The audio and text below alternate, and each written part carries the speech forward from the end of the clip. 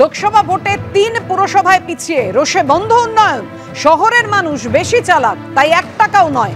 কোচবিহার জয়ের পরেই হুঙ্কার দিলেন উত্তরবঙ্গ উন্নয়ন মন্ত্রী উদয়ন গুহ। কোচবিহার, মাথাভাঙা, দিনহাটার ৩ পুরসভাতেই ভোটে এগিয়ে রয়েছে বিজেপি। ভোটের ফল বেরোতেই দেখা যাচ্ছে ৩ পুরসভার বাসিন্দাদের হুঁশিয়ারি দিলেন উদয়ন গুহ যে মাথাভাঙা ১-এর জন্য ৪ কোটি, মাথাভাঙা ২ নম্বর ব্লকের জন্য ১০ কোটি। ব্লকের জন্য টাকার ব্যবস্থা করে এসছি, কিন্তু শহরের মানুষের জন্য নয়। শহরের মানুষ গ্রামের চেয়ে বেশি চালাক। ঠিক করতে হবে তারা কি চান, উন্নয়ন চান না ধর্ম চান।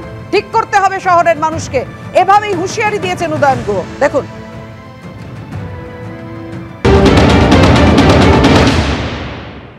মাথাভাঙা ১-এর জন্য ৪ কোটি টাকা এবং মাথাভাঙা ২ ব্লকের জন্য ১০ কোটি টাকা বরাদ্দর ব্যবস্থা করে এসেছি। মাথাভাঙা শহরের জন্য ১ টাকাও দেওয়া হয়নি এবং শুধু মাথাভাঙা শহর না, আমার নিজের দিনহাটা শহরের জন্য আমি ১ টাকা বরাদ্দ করিনি এবং কুচবিহার শহরের জন্য ১ টাকা বরাদ্দ করিনি। শহরের মানুষরা একটু গ্রামের মানুষের থেকে বেশি বুদ্ধিমান, বেশি চালাক। তাদের এই উপলব্ধিটা করতে হবে যে তারা উন্নয়ন চান, তারা এগিয়ে যেতে চান না ধর্ম চান।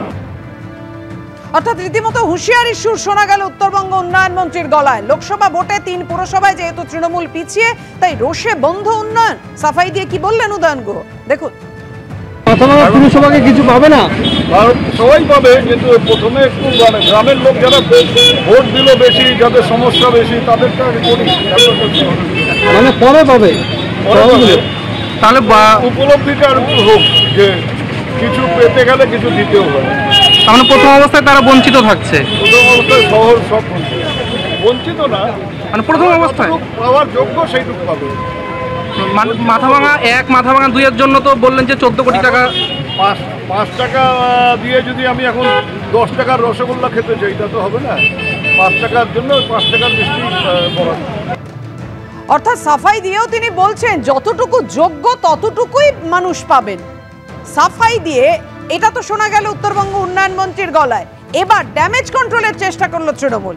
স্থানীয় তৃণমূল নেতৃত্বের কি বক্তব্য, দেখুন। লোকসভা আমরা জিতলেও শহরে আমাদের প্রদীপের নিচে যে অন্ধকার, সেই অন্ধকারটাকে আরো আলো আনতে হবে। তা না হলে আমাদের ২৬-এর বিধানসভা নির্বাচন জেলার ক্ষেত্রে কুচবিহার শহরের ভোট একটা বড় বিষয় হয়ে দাঁড়াবে। আমরা যেভাবে শহরের মানুষের পরিষেবা দিয়ে যাচ্ছিলাম, ঠিক একইভাবে আমরা পরিষেবা দেব। শহরের মানুষের পরিষেবার প্রতি আমরা বদ্ধপরিকর। কুচবিহার লোকসভা সিট জেতার পরে আমাদের দায়িত্ব মানুষের প্রতি আরও বেড়ে গেল।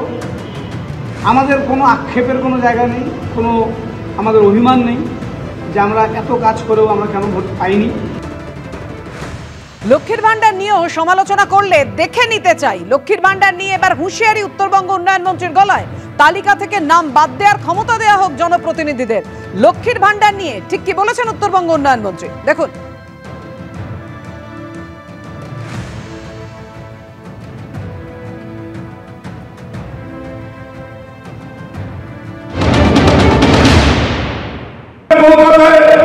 সভা করেছি, মঙ্গলবার সরকারিভাবে সভা হয়েছে, সেখানে আমাদের নেতারা এবং প্রত্যেকটি মন্ত্রী, আমরা মঙ্গলবার আমাদের অ্যাডমিনিস্ট্রেটিভ মিটিং ছিল, সেখানে উপস্থিত ছিলাম। প্রত্যেকের একটা কথা যে আমরা দিদির কাছে আবেদন করবো, দিদির কাছে করবো যে লক্ষ্মীর ভান্ডারের ব্যাপারে আমাদের হাতে, অর্থাৎ জনপ্রতিনিধিদের হাতে কিছুমাত্র ক্ষমতা দেওয়া হোক, যাতে আমরা দেশে অন্ততপক্ষে এটা বুঝতে পারি যে কার লক্ষ্মীর ভান্ডারের প্রয়োজন আছে, কে লক্ষ্মীর ভান্ডার নিয়ে এই কথা বলেন যে কার বাবার টাকা দিন। তাদের একবার দেখিয়ে দিতে চাই কার বাবার টাকা দিতে।